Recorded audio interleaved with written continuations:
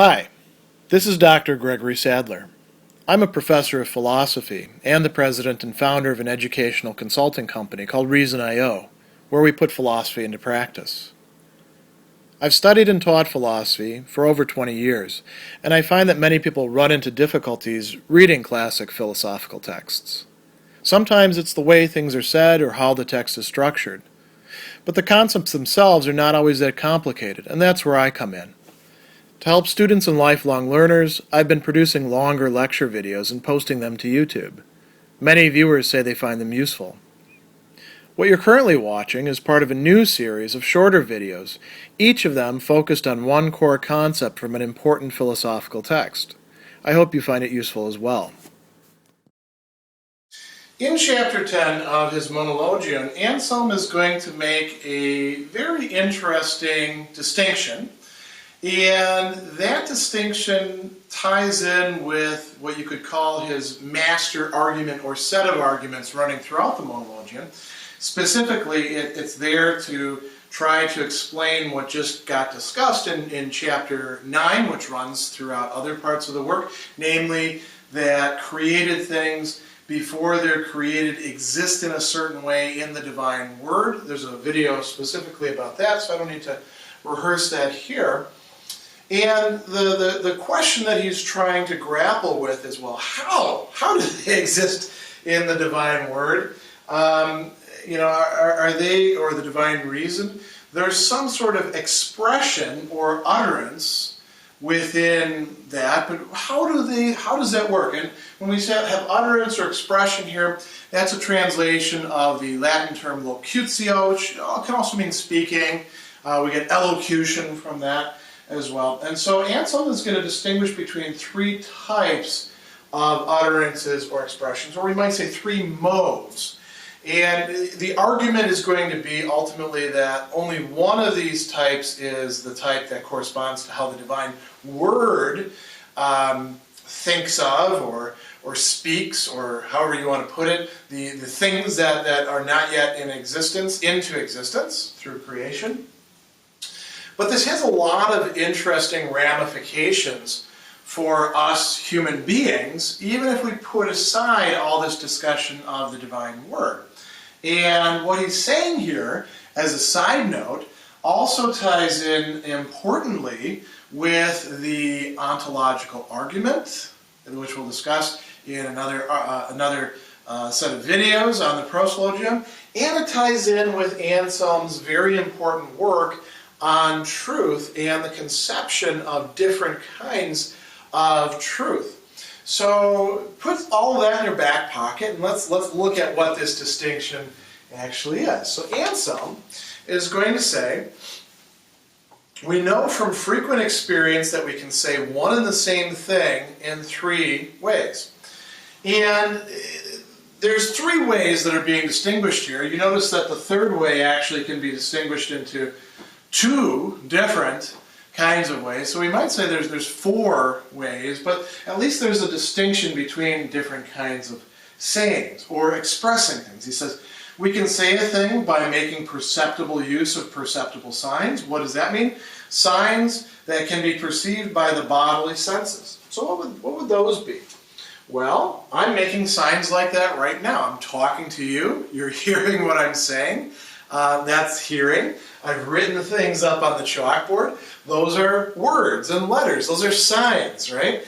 And the signs are, as we know, not the thing, but they in some way signify the thing, right? So they are signs, and our use of them is perceptible. You can hear me talking, and if you were talking to me, which you're not, because you're on the other end of the camera, I would hear you. When you write your YouTube comments about this, I will look at the letters and the words that you have, and those will be perceptible signs. Okay, so that's one very important way. Now he says that we also can think in our minds those signs to ourselves. So, think about the word perceptible. Now kind of imagine that in your head. Look away from the screen and just think, perceptible. Spell it for yourself, right? When you have to spell something, you're not doing it out loud, but just inwardly, as he's saying here. thinking imperceptibly within ourselves the very same signs that are perceptible when they are outside ourselves. That is one way in which we do, in fact, exercise our minds. Thank goodness everybody isn't always saying everything that's on their mind, everything that they're thinking. As a matter of fact, sometimes people are surprised when they were thinking something to themselves and it pops out of their mouth, because there's a distinction between perceptible use of signs and imperceptibly thinking those perceptible signs within your head, right? Dr. Sadler should get a new jacket because he's had that too long. You can think that, right? And then there's actually writing that down. But you think very often by use of linguistic signs. And Anselm's not knocking that, but he doesn't think that that's all that our thinking comprises. As a matter of fact, getting closer to the reality of the thing, he says, there's also expressing the things themselves, what it is that we're trying to express inwardly in one's mind. He says, not by using these signs at all, whether perceptibly or imperceptibly, but thinking them inwardly by use of one thing or another. A corporeal image, as when we imagine something, we take something in. I suppose when we recall in memory the taste of a steak or a turnip or a bar of chocolate or an India Pale Ale, or pick whatever you like. I probably prefer the India Pale Ale myself. Very robust taste, right? That's a corporeal image. That's something different. And he's going to give us some examples in just a moment. We can also understand the thing itself in a different way that gets more, according to Anselm, to the heart of the matter by thinking it through what he calls an understanding of reason. He doesn't explain exactly what an understanding of reason is, but that's a literal translation of rationis intellectu, which he's using here. Anselm does not make a distinction, by the way, in his works, the way some medieval philosophers do, between intellectus and ratio. They are within a continuum. They both name the same thing. So he says, for example, in one way I say a man, I express a man, when I signify him by the word man. Pretty straightforward, right? Write the word on the board, say it out loud, you hear it. I signify him in another way when I think that same word silently. Like when I'm thinking about Gregory Sadler, or Attila the Hun, or Anselm of Canterbury, or Mr. X on the other side of the camera. Then he says, in another way, when my mind sees the man himself, the human being, him or herself, either through an image of a body, right, something visual perhaps, or perhaps even tactile, or some people have quite pungent auras that they bring around with them. There's a lot of different senses that this could correspond to, thinking of somebody's voice as well. Or through reason, he says, as when it thinks of his universal essence, which is rational, mortal, animal.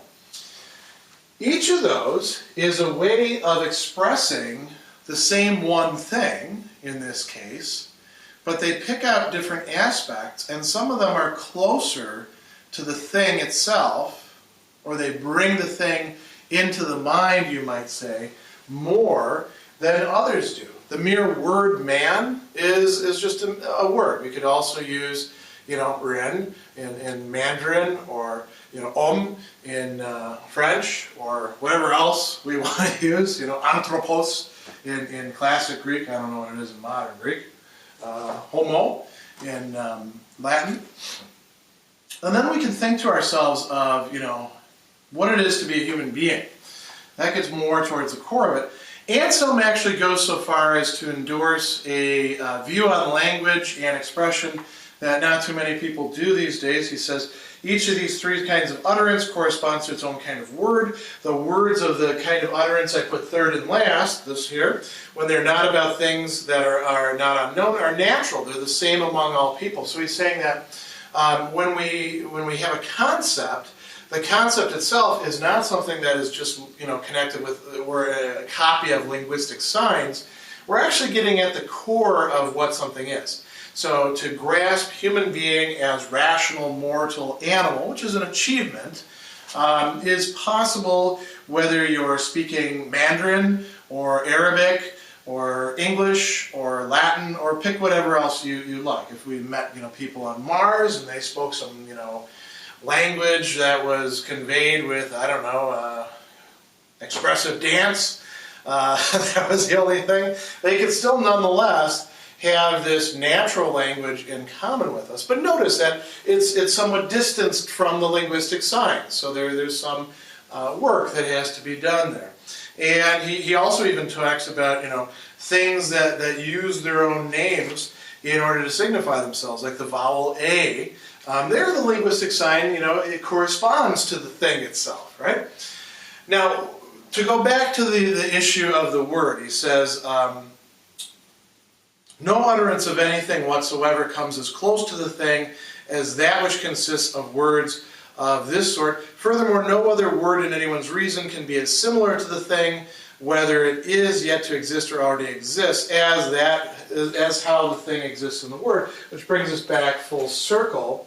And again, I suggest if that doesn't make sense to you, you should watch the video on the pre-existence or the existence of things in the word. But here we're primarily interested in this distinction between what we could say is the realm of the linguistic or semiotic and the realm of, as Anselm conceives of it, grasping things more truly as they are.